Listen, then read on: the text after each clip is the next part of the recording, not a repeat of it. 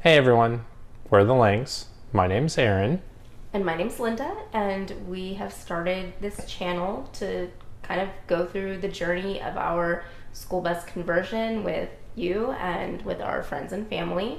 And today we're doing something a little bit different. We're not actually at the bus. We are going to be talking about why we chose the bus that we chose. But first, we would like to take just a quick moment to welcome you back. If you're returning, if you are new, we would love for you to go ahead and hit that subscribe button. It turns out over half the people that are watching our videos are not actually subscribed, and it would really mean the world to us and our family. Yeah. And once you do, go ahead and also hit the bell. That way you get notifications whenever we release a new video.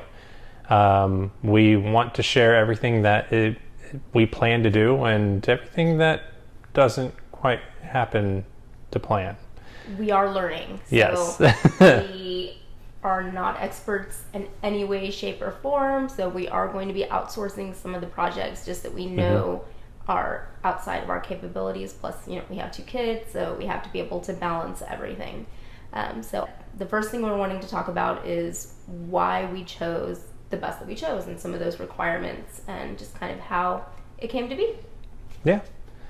So first off, we are a family of 4. We also have 3 dogs. Granted, they're small dogs. So we need to fight for every little bit of space that we have. So we decided that we needed to go with a 40-foot long bus. That was our first requirement. It had to be 40 feet. And tying into that, as far as actual usable square footage in the bus, the pushers have a little bit more square footage, and that's actually usable inside. And we wanted to be able to, while we are on the road, be able to communicate with each other and actually hear each other speak. And whoever happens to be driving at the time, I will be driving a little bit, but primarily Aaron. That decision was just made. Just now. I mean, you're taller than me, so it's easier for you to reach the pedals and everything. Totally. Yeah, that's the sound. But the engine does create a lot of heat. So with it being a pusher and being in the back, that helps a lot. And it also gives it a little bit more maneuverability through hills and mountains, which we do want to explore some of. Oh yeah, definitely. Second is I'm 6'3", so one of the kind of the perks of this bus is that the interior is 7 to 8 inches tall. So in the middle, I don't have to stoop. That's great. My head doesn't actually hit the ceiling. Right now. Right now. Granted, once we start actually building, putting flooring, ceiling, and so on, insulation, that's going to change. That's obvious. It's going to change. So we are going to be doing a roof raise, and this is going to make it a lot easier to do that, I think. Yeah. With the roof raise, as far as keeping the integrity of the bus itself, they are leaving the back rib and the front 2 ribs in the bus where they are and just raising everything in the middle. They said just that way, if it does roll, it kind of creates a roll cage for the bus to protect us. And they have engineers and everything that have said that that is the best way to go. And so we are trusting the experts at Lone Star Schoolie for that. So that was something that was a little bit of a bummer, I would say. But once they explained it to us, we said, okay, yeah, this is for our family.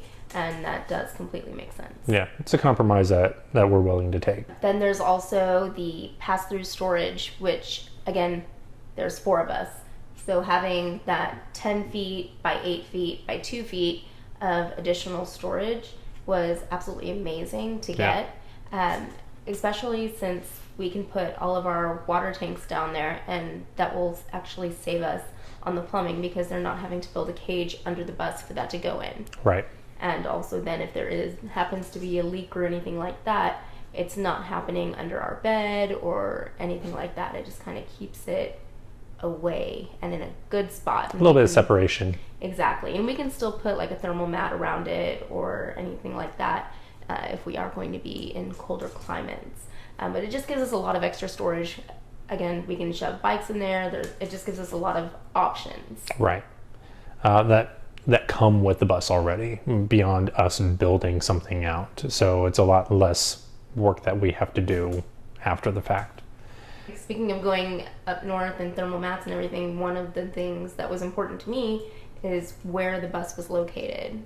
Oh yeah, no, we wanted to get a bus that was from the south. We wanted to make sure that there wasn't, as much as possible, any rust on the bus.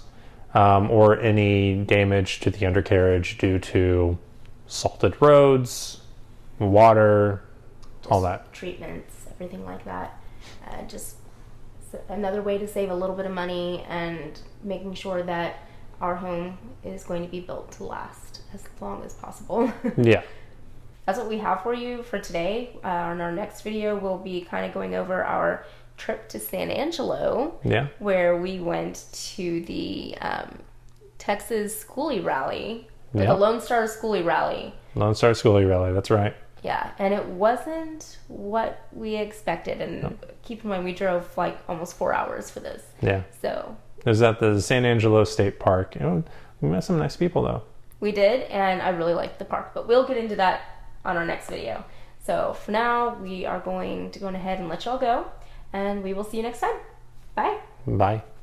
What happened to plan? Go ahead and turn that off.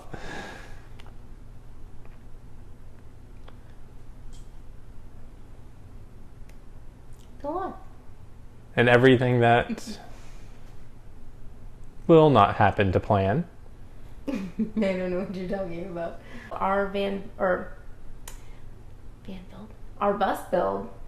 I've been watching a lot of YouTube lately.